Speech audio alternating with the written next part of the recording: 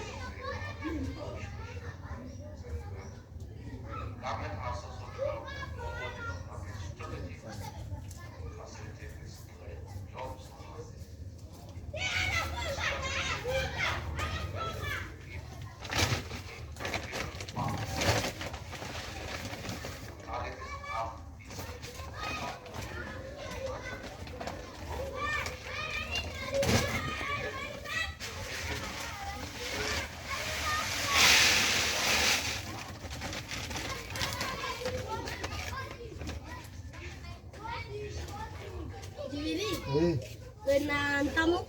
Kari. Unakumbuka ile tano? Nitakuja tu sijapata mafunzo. Ana upiga kuchunguza watoto ya tano. Jibiri kuna msikitile ya 10. Sina vikia hizo. Kuna bado.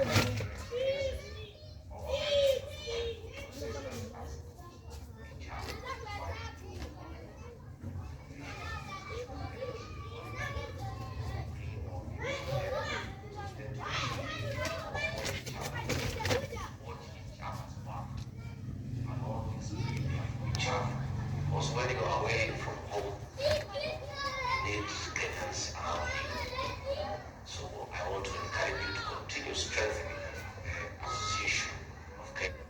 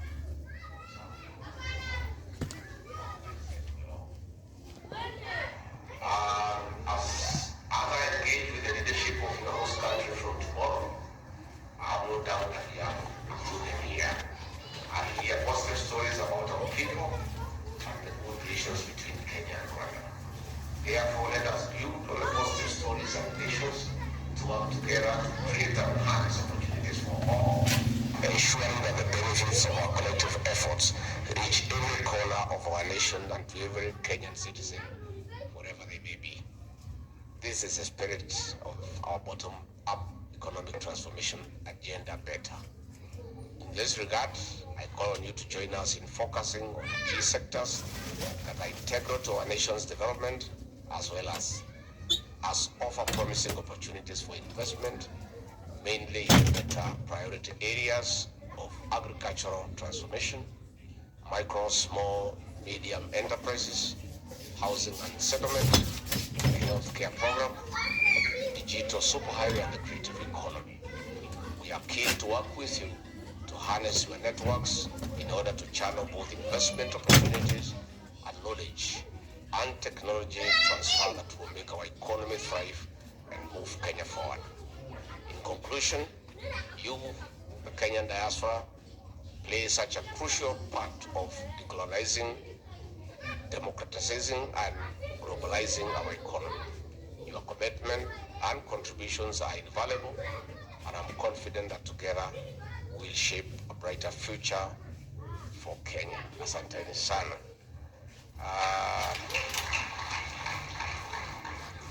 Those were the official comments of the Deputy President of the Republic of Kenya. Let me now speak a few things as Rigiji. One,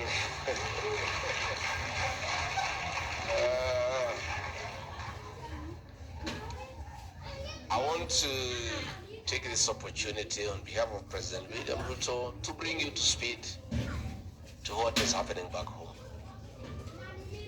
Kenya is great again. First and foremost, we do have political stability,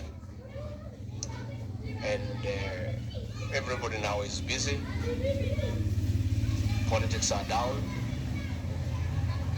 There is no maandamano. And we are back to the right trajectory in terms of economic development.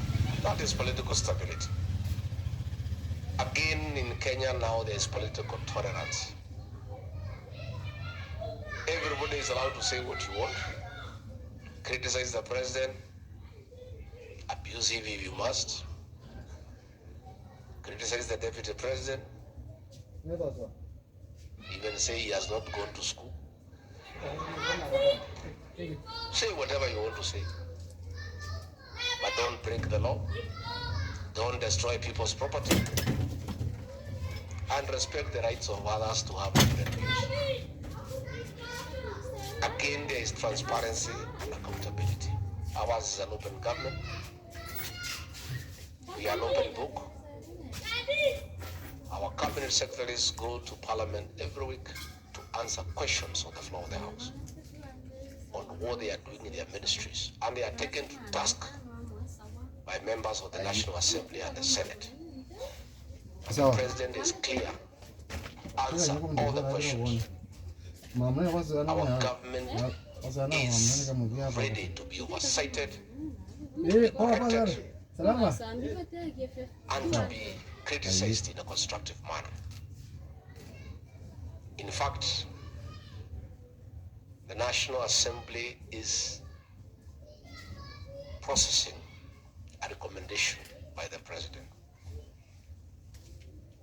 to have the official opposition leader anchored in law, so that the leader of official opposition can go to parliament and hold the government to account from a dignified position instead of going to the streets.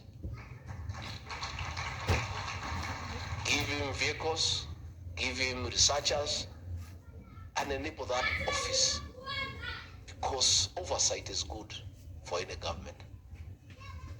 We don't want a dictatorship. We want to be held to account.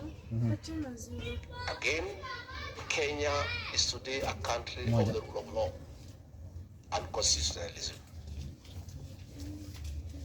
Our courts have stopped our programs and we have obeyed the law.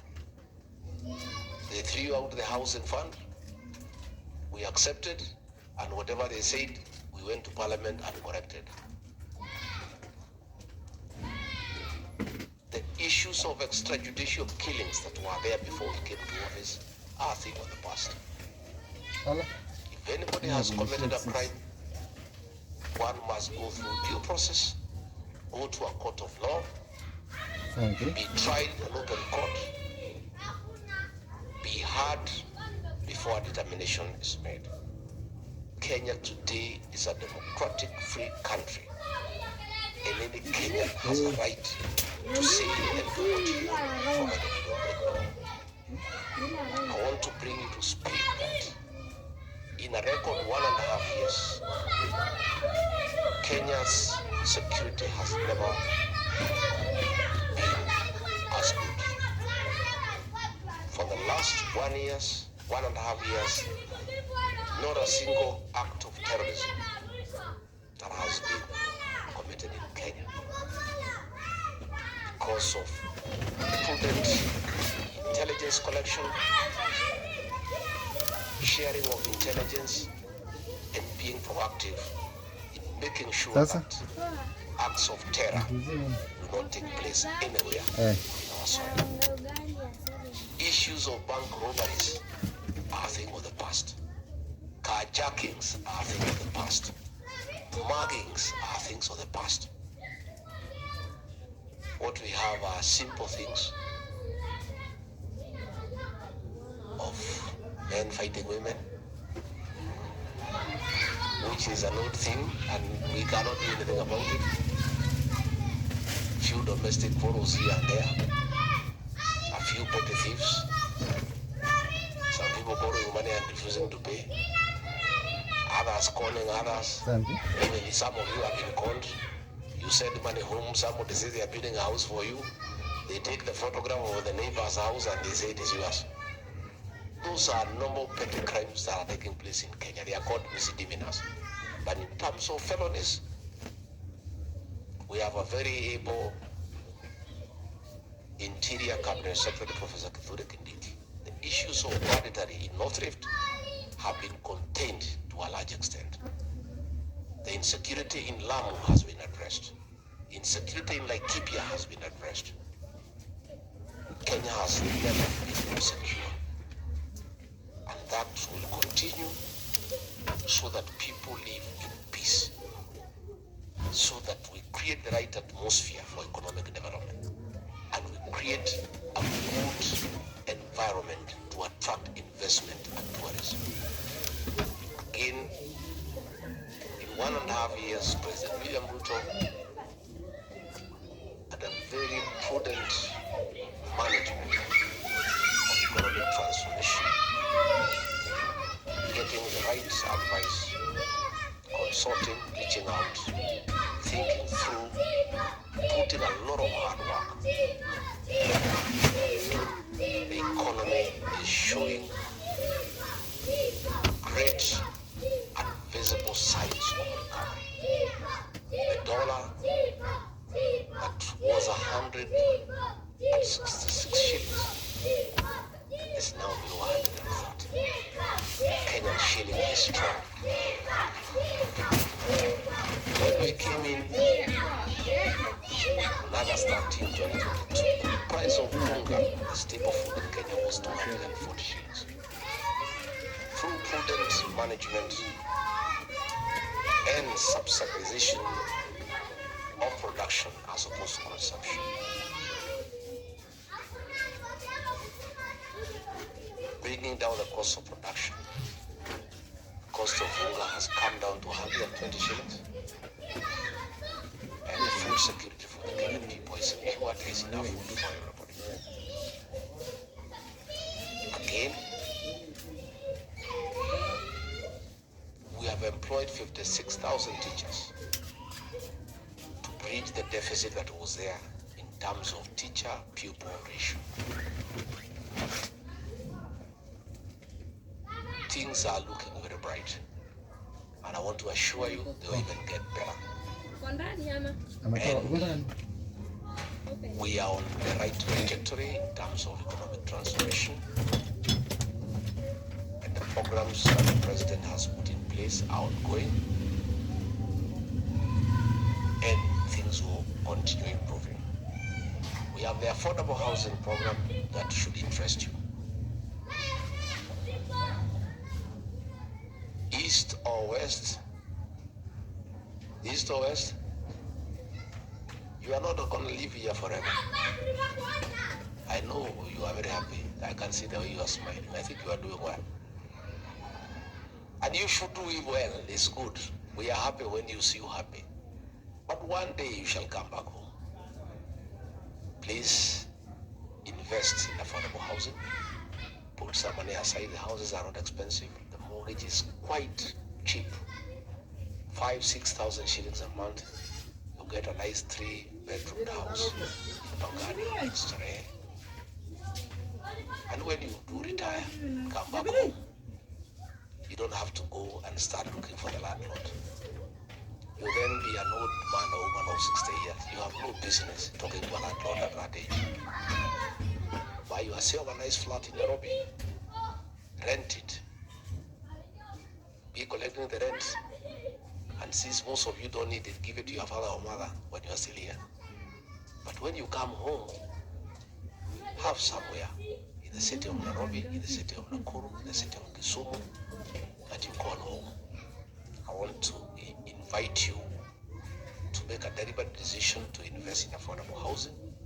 Through the embassy, we'll channel information on how you apply Mama Yangu so that you can invest in that scheme, which is very reasonable. Actually, you will not feel it. In 10-15 years, you own a house in Nairobi, in Nakuru, in Nyeri, in Embu, in Kisumu, in Mombasa. I would like to interest you.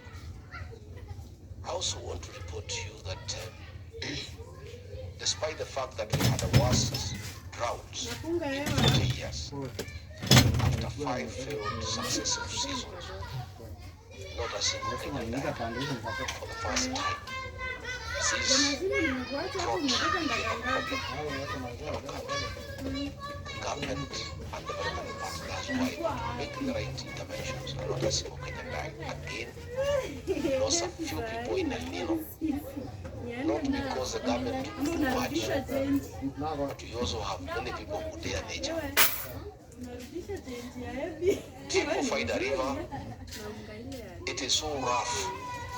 They can see vehicles being carried down stream and they still want to cross. So we lost a few people, but overall the intervention was very efficient.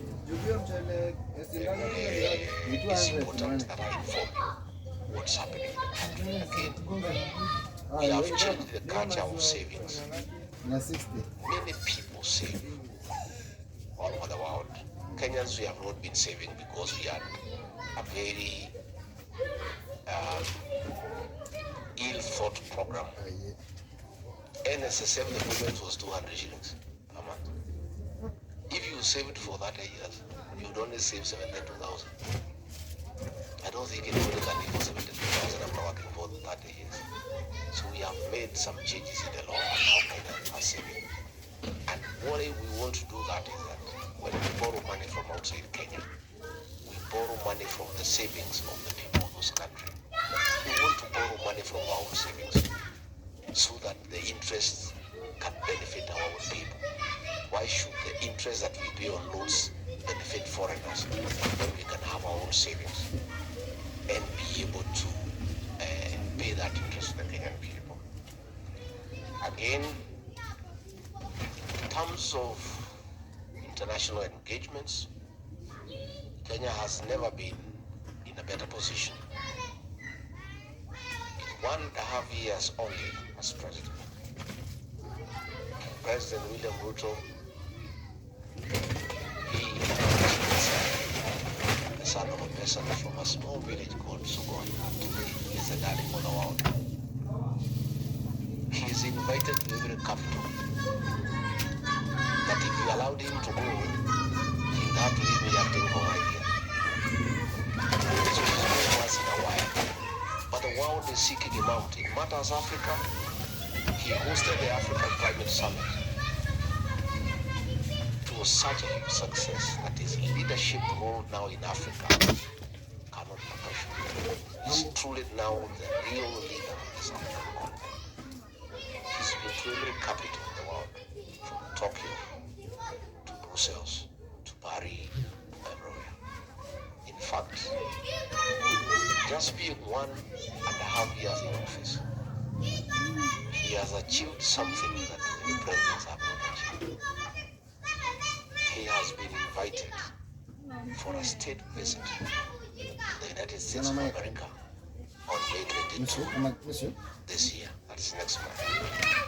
That shows the acceptance of the Kenyan leadership by the international community. And as a result, many interventions have been made. IMF is listening to us, the World Bank is listening to us, world giants like China are listening to us, France is listening to us, and the president's diplomatic approach is paying huge dividends. At the state visit to the US in May, around May 22nd, 23rd, will be a very clear signal to the rest of the world that Kenya is around and it's a country that can no longer be ignored. And that is good for our country. So I just wanted to give you hope and tell you, mambo si mbaya, mbele iko sawa. Tuko sawa. And the people of Kenya went to the ballots, and we are persuaded as a country that we made the right decision. We elected a president who seems to know what he's doing. And our work as his principal assistant, all these other officers, our work is to support him in the management of the affairs of our great country. I want to respond to a few things that you asked, and then we can open the floor. I told these members of parliament to assist me in answering your questions because they are leaders. And they are not here on holiday as tourists, they are here for work. So hawezi wacha mimi ning'ang'ane maswali peke yangu.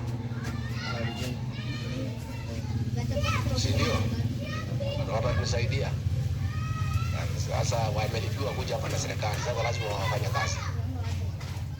I want to say that the issue of double taxation is normally misunderstood. Actually, it's very clear. Our laws are very clear that there is no double taxation. What you do is very simple.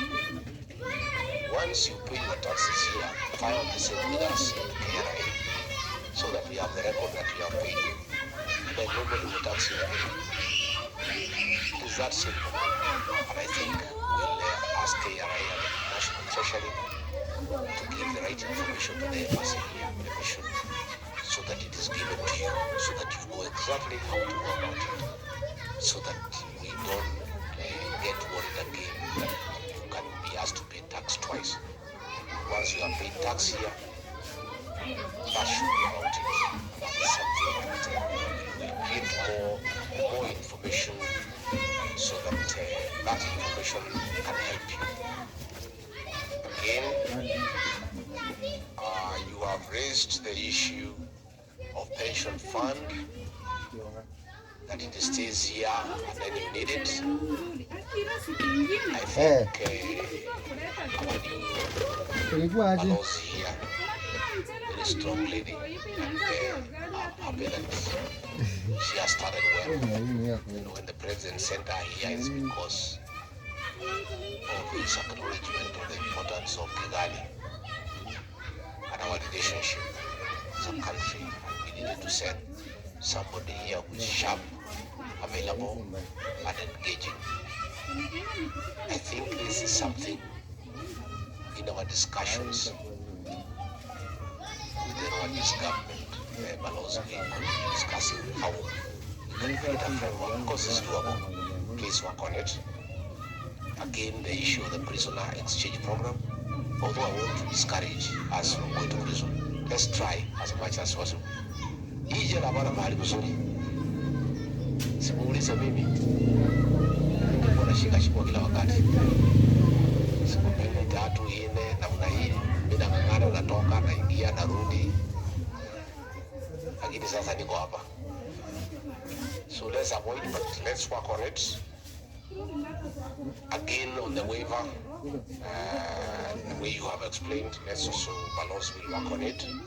The consular services, I have said the PS will send people here to come and complete what they did not complete, so that we can get better.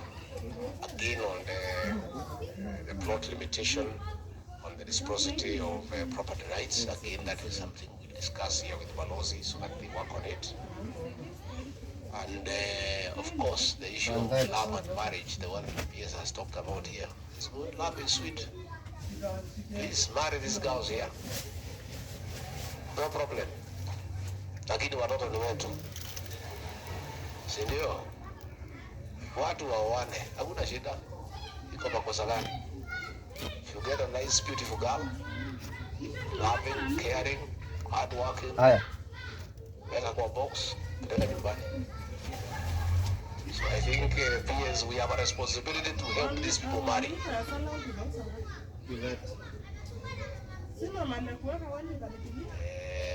Pia wale wanataka kuolewa hapa, sawa, lakini watoto ni wetu. So there's no problem, because this Africa, the president has created a visa-free regime, especially for this continent. We are one people, we are all black people. We have one history. So when the people want for Kenya is moving to improve our relations, so I want to encourage you.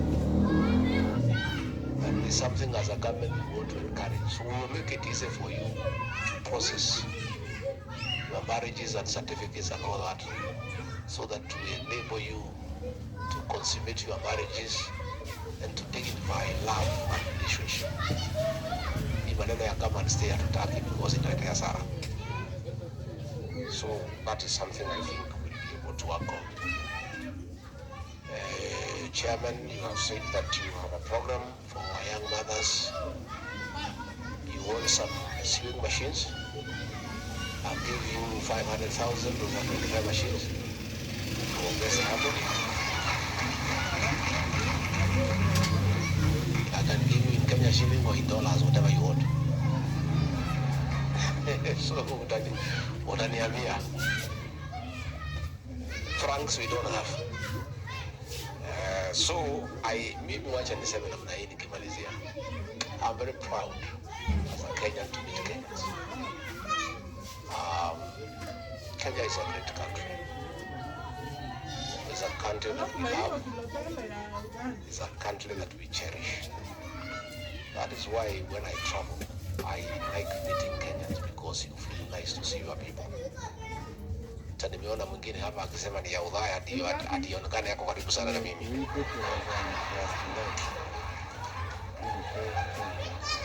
That is how we as Kenyans love each other. You want to see somebody you feel ni mtu wa kwetu, si ndio? Unasikia mzuri. So last time tulikutana pale kwa nyama choma. I'm so disappointed nasikia alifungwa. What happened? Is it still operating? Bas, waheshimiwa sasa utajua kama tutaenda huko. Pato. Lakini msiende kukunywa ile kitu kingine. Sababu nyama peke yake.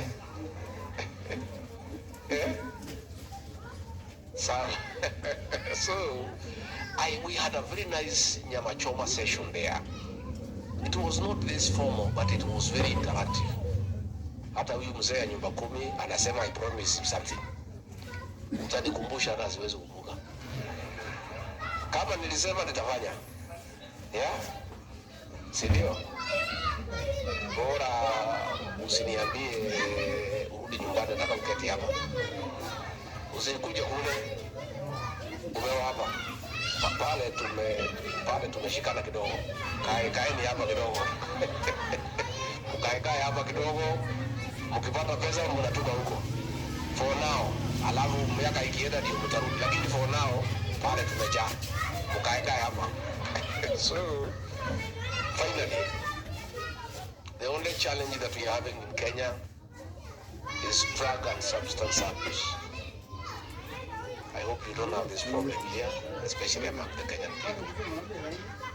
Pale, for the last 10 years, people are producing poison, labeling it alcohol and selling to our children who are losing an entire generation. Vijana wetu walikuwa wamekuwa bure, wanaenda kwa mitaro, wamekunywa pombe, wamekwisha. Transformer zote zimesimika.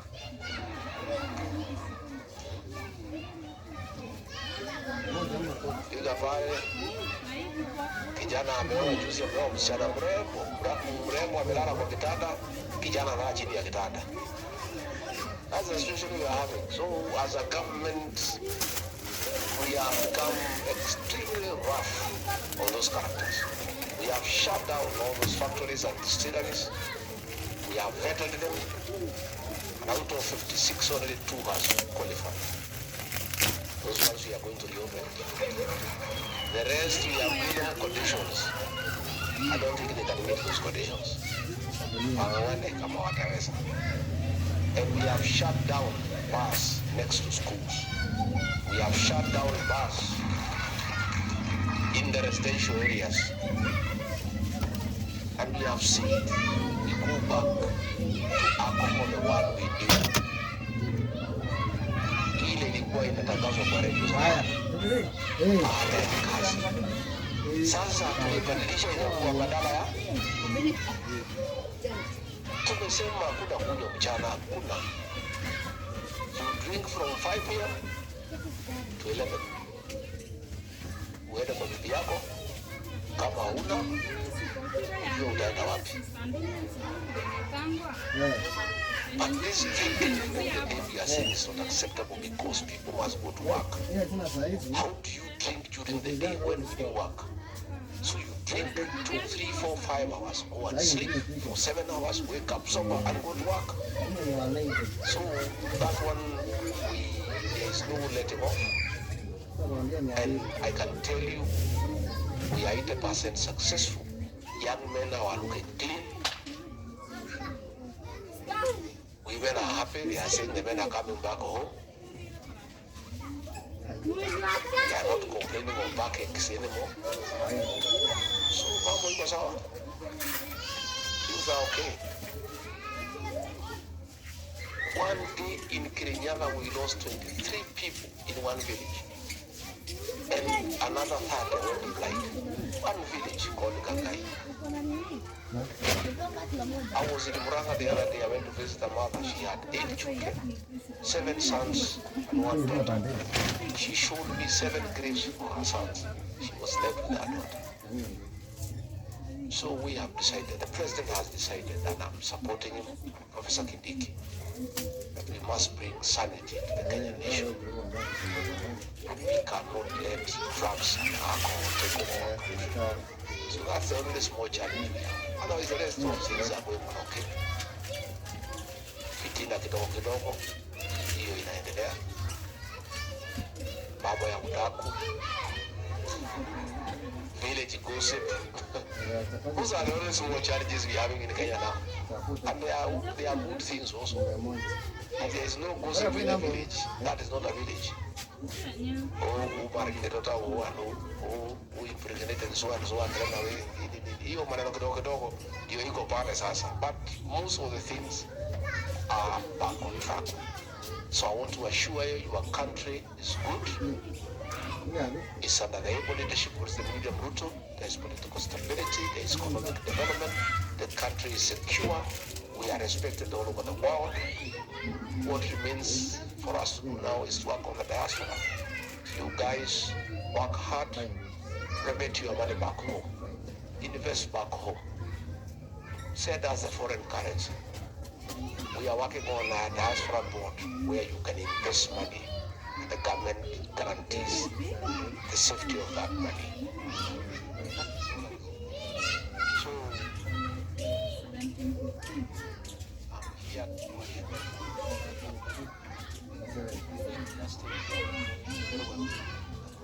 come back home.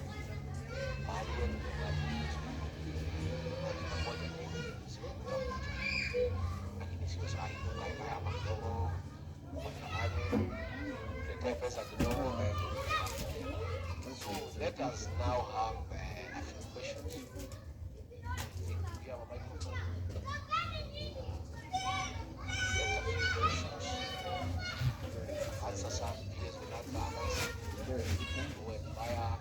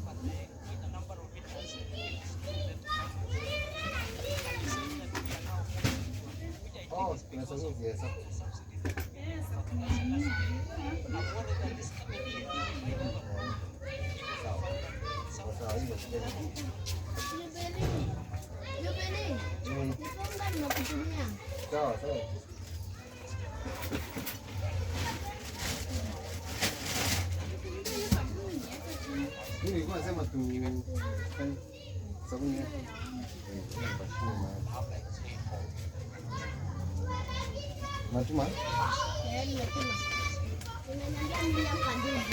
Sawa sawa.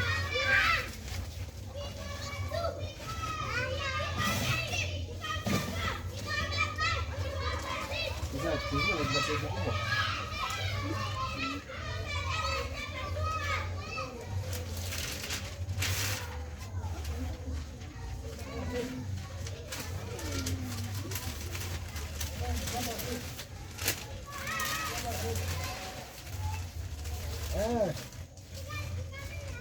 Mambo vipi? Wana meza vipi?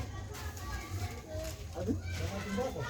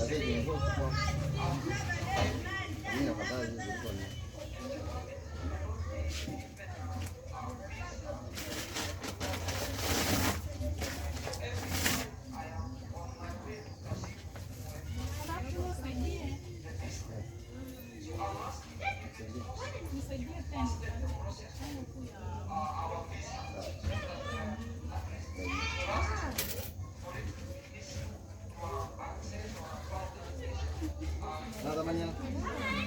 ¿Cómo vives? ¿Sí me empaqué?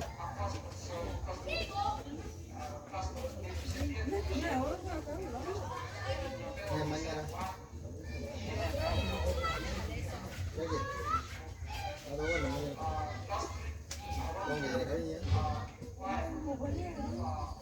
Ahora bueno, así gracias.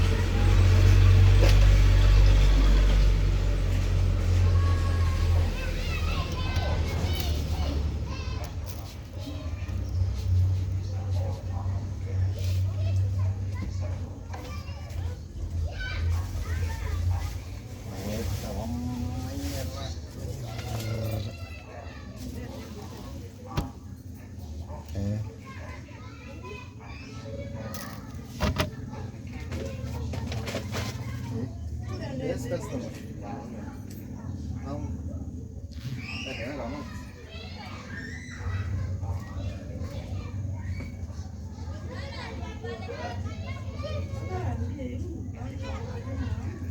Si vengo mañana.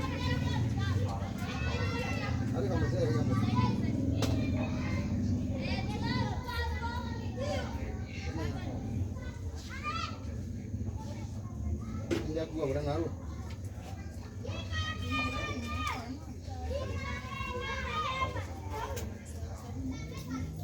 ¿Verdad? Claro. Ya la voy a maquillar más. Mañana está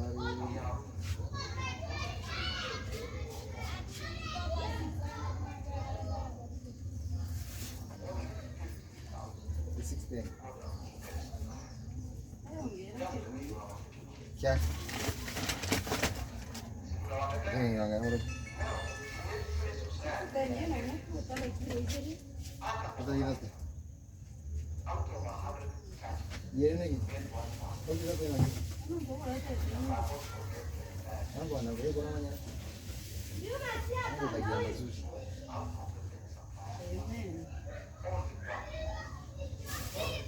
मैं अगले का Kami dipikiran mana sih?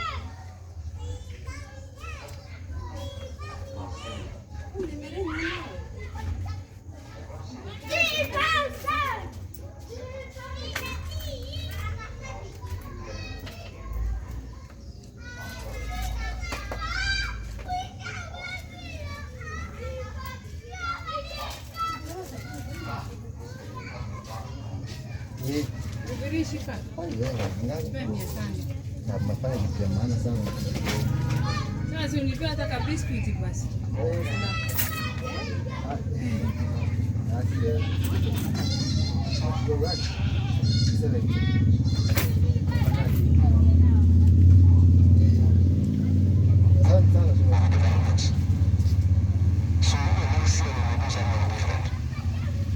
But we have to keep on. We have to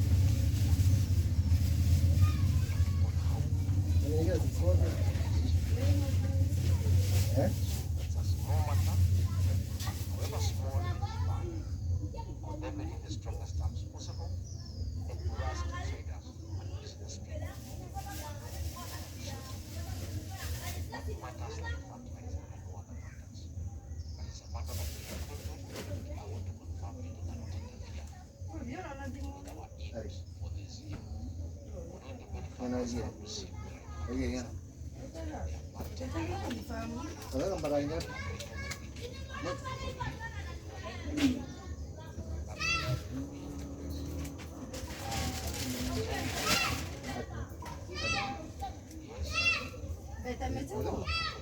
lagi sawa. Itu lagi mama nya mau kalian auto mana? Gimana kan? Sawa. Anu dia kan. 40. Sawa, sawa, thank you.